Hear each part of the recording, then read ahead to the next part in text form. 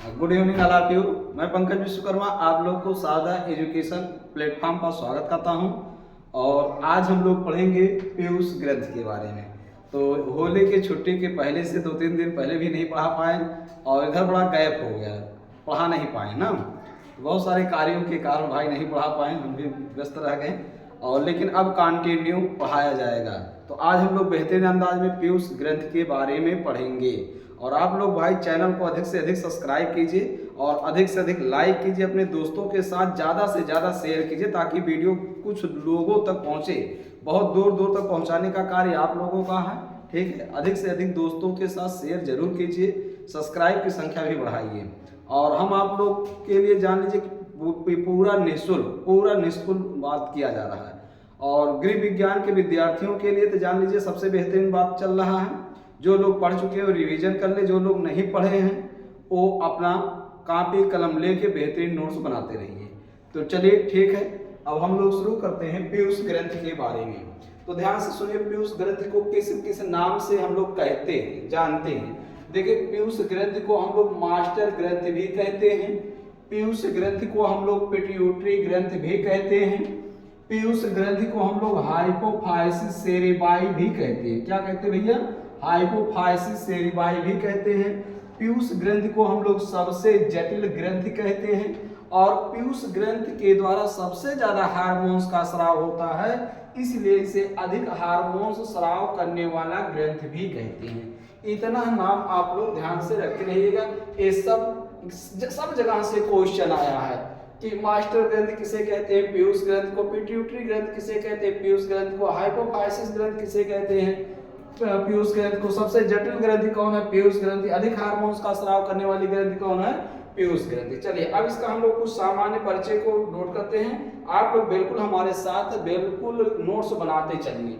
तो अब हम लोग देखेंगे, अगर हमसे पूछा जाए पीयूष ग्रंथि आकार में कैसा होता है, तो पीयूष ग्रंथि आप जानते हैं गोल होता है, गोल होता है, अर्थात यह मटर के दाने के समान होता है। मटर के दाने के समान होता है। और अगर बात किया जाए यह किस रंग का होता है, तो आप जानते हैं यह भूरे लाल रंग का होता है। किस रंग का होता है भैया? यह भूरे लाल रंग का होता है। और अगर पूछा जाए इस ग्रंथ का व्यास कितना होता है, तो आप बताएंगे 1 से लेकर 1.5 सेंटीमीटर इसका क्या होता है, व्यास होता है। और अगला बात, अगर पूछा जाए इस ग्रंथ का भार कितना होता है, तो इस ग्रंथ का भार 0.5 से लेकर 1 ग्राम भारी होता है। और अगर यह पूछा जाए पुरुषों में इस ग्रंथि की लंबाई कितनी होती है, चौड़ाई कितनी होती है, ध्यान से, पुरुषों में यह ग्रंथि छोटी होती है। पुरुषों में यह ग्रंथि क्या होती है, छोटी होती है, जबकि स्त्रियों में यह ग्रंथि पुरुषों के अपेक्षा क्या होती है, बड़ी होती है। लेकिन ध्यान देने वाला बात यह है गर्भावस्था में। कब भैया? गर्भावस्था में और बड़ी हो जाती है। गर्भावस्था में यह ग्रंथि क्या हो जाती है, और बड़ी हो जाती है। पूरा बात क्लियर है? यहाँ तक किसी को कोई समस्या तो नहीं हो रहा होगा? बिल्कुल एकदम सरल से सरल भाषाओं में बता रहे हैं ना। अब बताइए, ये सब पूरा पतंगा बनाने की कोई जरूरत नहीं है। जहां जहां से क्वेश्चन आपके वनडे परीक्षाओं में पूछ रहा है, जहां जहां से आपके गृह विज्ञान टीजीटी पीजीटी एलटी नेट में पूछ रहा है ग्रंथ से, वो सारे क्वेश्चन का आंसर आपको मिलेगा। ठीक है, ध्यान से देखिए, बहुत ज्यादा डीप करके पढ़ाना, भौकाल बनाने की कोई आवश्यकता नहीं है, एकदम रिलैक्स पढ़िए। अगला बात देखिए, अब ध्यान सुनिए, इस ग्रंथ का अगर हम कहें कार्य, तो इस ग्रंथ का मुख्य कार्य होता है सभी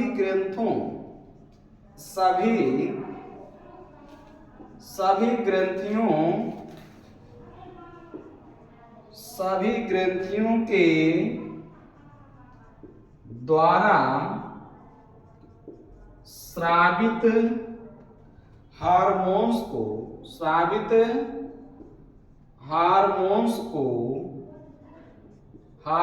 को प्रेरित करना। इसीलिए तो इसको मास्टर ग्रंथि कहते हैं। सभी ग्रंथि के द्वारा स्रावित हार्मोन्स को प्रेरित करने वाला ग्रंथि कौन होता है? पीयूष ग्रंथि। अब पीयूष ग्रंथि के द्वारा आप जानते हैं, पीयूष ग्रंथि के द्वारा 10 प्रकार के हार्मोन्स का स्राव होता है।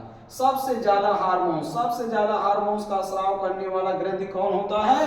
पीयूष ग्रंथि। पीयूष ग्रंथि के द्वारा 10 हार्मोन्स का स्राव होता है, और ये जो 10 हार्मोन्स होते हैं अलग अलग अंतःस्रावी ग्रंथियों के द्वारा स्रावित होने वाले हार्मोन को प्रेरित करते हैं। बात समझ गए?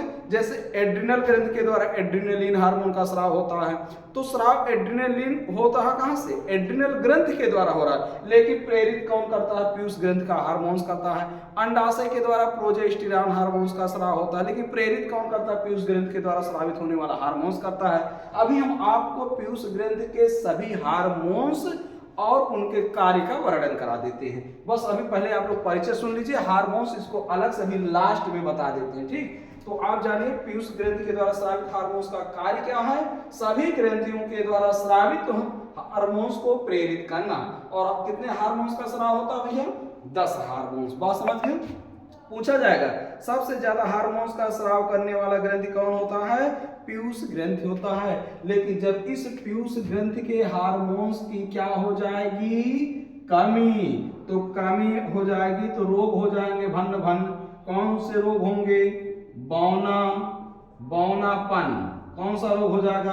बौनापन। शरीर की वृद्धि रुक जाएगी, बौने हो जाएंगे। जो बौने होते हैं उनमें आप जानते हैं किस हार्मोन्स की कमी होती है? तो पीयूष ग्रंथि के द्वारा स्रावित हार्मोन्स की क्या हो जाती है?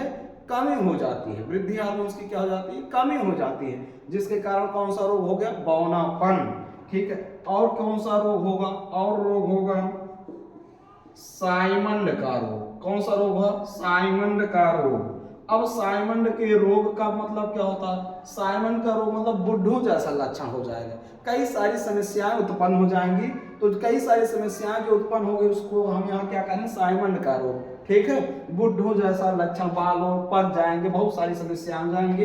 ये बात क्लियर हो गई? चलिए, अगर मान लीजिए कि इस हार्मोन्स की क्या हो जाए? अधिकता हो जाए। तो अधिकता हो जाएगा तो आप जानते हैं कमी में बौनापन हो गया। तो जब अधिकता हो जाएगा तो शरीर की वृद्धि क्या हो जाएगी? बहुत ज्यादा हो जाएगी, लंबाई का भी ज्यादा हो जाएगा, जिसे कहते हैं महाकायता। महाकायता। इसी महाकायता को कहते हैं भीमकायता। भीमकायता।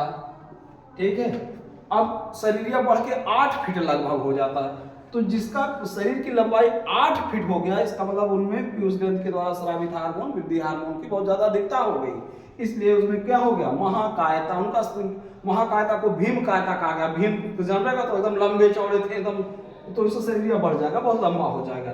और दूसरा रोग क्या हो जाएगा भैया? दूसरा रोग होगा अग्रति कायता। अब देखिए कुछ पार्ट बढ़ जाएंगे, तो जो कुछ और पार्ट बढ़ेंगे, मुंह जैसे थोड़ा सा बढ़ गया तो इनका शरीर गोरिल्ला जैसा दिखेगा। कैसा दिखेगा? गोरिल्ला जैसा दिखेगा। बढ़ जाए कुछ पार्ट, अब बढ़ गोरिल्ला जैसे दिखेंगे। तो ये रहा भैया पीयूष ग्रंथि का थोड़ा सामान्य परिचय। अभी देखिए, अभी खत्म नहीं हुआ बात, अभी तो हार्मोन्स बताएंगे, तुरंत हार्मोन्स बताएंगे। ठीक है, पूरा वीडियो आप लोग जरूर देखा करिए, वीडियो पूरा जरूर देखा करिए। देखिए फिर से देखिए, पीयूष ग्रंथि को किस किस नाम से जानते हैं? पीयूष ग्रंथि को हम लोग मास्टर ग्रंथि कहते हैं, पीयूष ग्रंथि को हम लोग पिट्यूटरी ग्रंथि कहते हैं, पीयूष ग्रंथि को हम लोग हाइपोफाइसिस सेरिबाई ग्रंथि कहते हैं, पीयूष ग्रंथि को हम लोग सबसे जटिल ग्रंथि कहते हैं, पीयूष ग्रंथि को हम लोग सबसे अधिक हार्मोन स्राव करने वाला ग्रंथि भी कहते हैं। पीयूष ग्रंथि आकार में कैसा होता है? मटर के दाने के समान होता है। किस रंग का होता है? भूरे लाल रंग का होता है। इस ग्रंथि का व्यास कितना होता है? 1 से लेके 1.5 सेंटीमीटर होता है। इस ग्रंथि का भार कितना होता है? 0.5 से लेके 1 ग्राम का होता है। ठीक है, अगला बात देखें, पुरुषों में यह ग्रंथि क्या होती है भैया? छोटी होती है, जबकि स्त्रियों में यह ग्रंथि बड़ी होती है। लेकिन जब स्त्री गर्भावस्था में आ जाता है तो उसके और बढ़ जाता है, यह ग्रंथि और बड़ी हो जाती है। अब इस ग्रंथि का कार्य इस ग्रंथि के द्वारा स्रावित हार्मोन्स के कार्य देखिए, सभी ग्रंथियों के द्वारा स्रावित हार्मोन्स को प्रेरित करना होता है। इसके द्वारा स्रावित हार्मोन्स कितने होते हैं? लगभग 10, और 10 हार्मोन्स का भी नाम तुरंत बता रहे हैं और उनके कार्य भी बता रहे हैं। गृह विज्ञान, टीजीटी, पीजीटी, एलटी नेट में ऐसा कोई सत्र नहीं है जिस सत्र इनके हार्मोन्स के बारे में पूछा नहीं गया हो। चाहे वो मानव शारीरिक संरचना के रूप में ये हार्मोन्स के कार्य पूछे गए हों, चाहे स्वास्थ्य विज्ञान में इसके हार्मोन्स के कार्य कमी पूछे गए हों, चाहे बाल विकास में गर्भावस्था को लेके, स्त्री प्रजनन अंग को लेके इसके हार्मोन्स के कार्य कमी को पूछे गए हैं। लेकिन ऐसा कोई सत्र नहीं है जहां से एक बार क्वेश्चन आया ना हो। यहाँ से क्वेश्चन के हार्मोन से क्वेश्चन आना है तो आना है। चाहे आप लोग कॉपी कलम लेके नोट कर लीजिए कि पीयूष ग्रंथि के द्वारा स्रावित हार्मोन से क्वेश्चन आएगा, ये पक्का है, एकदम फिक्स बात है, जान लीजिए। हाँ, एक चीज नहीं बताए हम, एक ग्रंथि कहाँ स्थित होता है, और आप जानते हैं एक ग्रंथि मस्तिष्क में स्थित होता है। कहाँ स्थित होता है भैया? मस्तिष्क में स्थित होता है। मास्टर ग्रंथि भाई वैसे जान गए, एक ग्रंथि कहाँ स्थित होता है? मस्तिष्क में।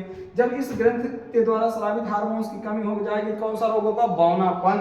और अगर और क्या होगा? साइमंड का रोग, बुढ़ापा जैसा लक्षण। अधिकता में महाकायता, शरीर बहुत लंबा हो जाएगा।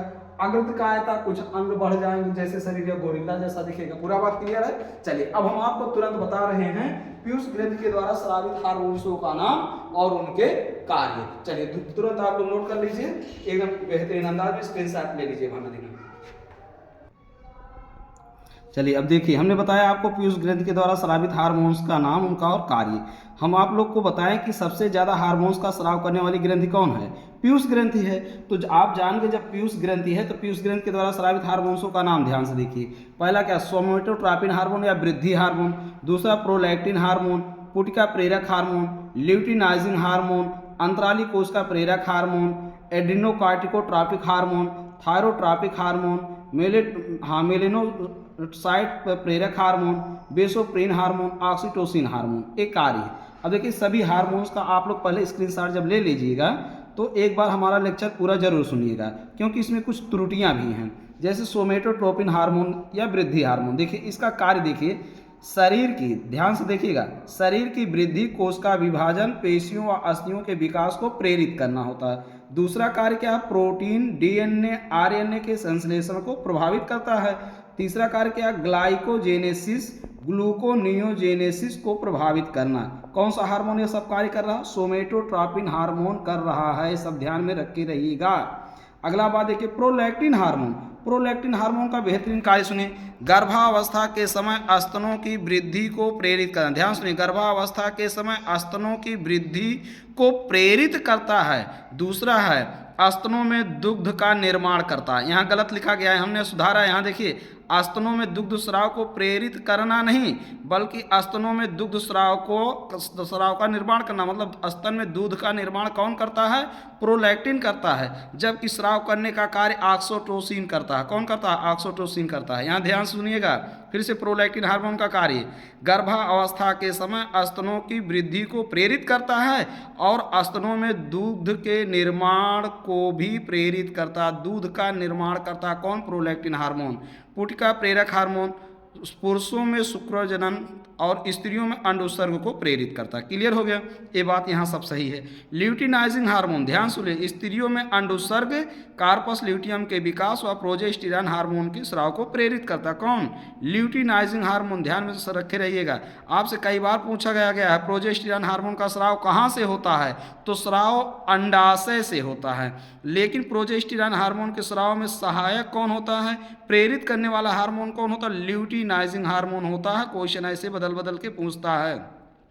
अगला देखिए, अंतराली कोश का प्रेरक हार्मोन पुरुषों में टेस्टोस्टेरॉन के स्राव को क्या करता है? प्रेरित करता है। अगला एड्रिनोकार्टिकोट्रॉपिक हार्मोन या अधिवृक्क ग्रंथि। अधिवृक्क ग्रंथि मतलब आप जानते हैं एड्रिनल ग्रंथि ना, एड्रिनल ग्रंथि के हार्मोन्स के स्राव को प्रेरित करता है। हमने एड्रिनल ग्रंथि आपको पढ़ा दिया। थायरोट्रॉपिक हार्मोन क्या कर रहा है? थायराइड ग्रंथि की वृद्धि तथा थायरॉक्सिन हार्मोन के स्राव को प्रेरित करता है। देखिए, थायराइड ग्रंथि के द्वारा स्रावित हार्मोन थायरॉक्सिन हार्मोन होता है। स्राव कहाँ से हो रहा? थायराइड ग्रंथि से हो रहा। कौन? थायरॉक्सिन। लेकिन इसके स्राव को प्रेरित करने वाला हार्मोन कौन है? थायरोट्रॉपिक हार्मोन है। ध्यान में रखे रहिएगा। अगला है मेलेनोसाइट्स हार्मोन। मेलेनोसाइट प्रेरक हार्मोन यह त्वचा में तेल चकत्ते बनाने के लिए प्रेरित करता है। वेसोप्रेन हार्मोन। और वेसोप्रेसिन हार्मोन क्या कर रहा है, वृक्क नलिकाओं के दूरस्थ कुंडलित भागों व संग्रह नलिकाओं में जल के पुनः अवशोषण को बढ़ाना। वृक्क नलिका का इकाई क्या होता है, नेफ्रॉन होता है। ठीक, अगला देखिए, रुधिर वाहिनियों को सिकोड़कर रुधिर दाब को भी बढ़ाता है। अगला देखिए, ऑक्सीटोसिन हार्मोन क्या कर रहा है, स्त्रियों में प्रसव पीड़ा उत्पन्न करके शिशु जन्म को सुगम बनाता है और शिशु जन्म के बाद गर्भाशय को सामान्य अवस्था में लाता है। और क्या करता है, स्तन में दुग्ध स्राव को प्रेरित करता है। स्तन में दुग्ध स्राव को प्रेरित करने वाला हार्मोन ऑक्सीटोसिन हार्मोन है, लेकिन स्तन में दूध का निर्माण करने वाला हार्मोन प्रोलैक्टिन हार्मोन है। इस बात को ध्यान में रखे रहिएगा, यहाँ हमने लिखा है निर्माण करता है। ठीक है, और क्या करता है, गर्भाधान क्रिया को सुगम बनाता है। क्लियर है, तो ये 10 हार्मोन्स का नाम, इनके कार्य आप लोग बेहतरीन अंदाज में पढ़ लीजिएगा, जान लीजिए। सभी वनडे परीक्षाओं के लिए बहुत ज़्यादा उपयोगी है। गृह विज्ञान, TGT, PGT, LT, net, DSSB के लिए ये ब्रह्मास्त्र है। यहाँ से 1 से 2 क्वेश्चन जरूर आएगा। और आप देख रहे हैं किस किस रूप में आएगा। बाल विकास हमने पढ़ाया है, मादा जनन तंत्र जब पढ़ा रहे थे तो उसमें हमने बताया है कहाँ से कैसे कैसे क्रियाएं हो रही हैं, कहाँ कहाँ से कौन से हार्मोन आ रहे हैं। तो हमने कहा प्रत्यक्ष अप्रत्यक्ष रूप से, ये चाहे प्रसार का नाम है मानव शारीरिक संरचना में क्वेश्चन बन के आवे, चाहे स्वास्थ्य विज्ञान में कार्यक्रमी से क्वेश्चन बन के आवे, और चाहे बाल विकास में क्वेश्चन बन के आवे, यहाँ से क्वेश्चन बनना अति आवश्यक है और बनता भी है। तो आप लोग वीडियो को शेयर कीजिए, लाइक कीजिए, कमेंट कीजिए और सब्सक्राइब भी कीजिए। ठीक है, बहुत बहुत धन्यवाद।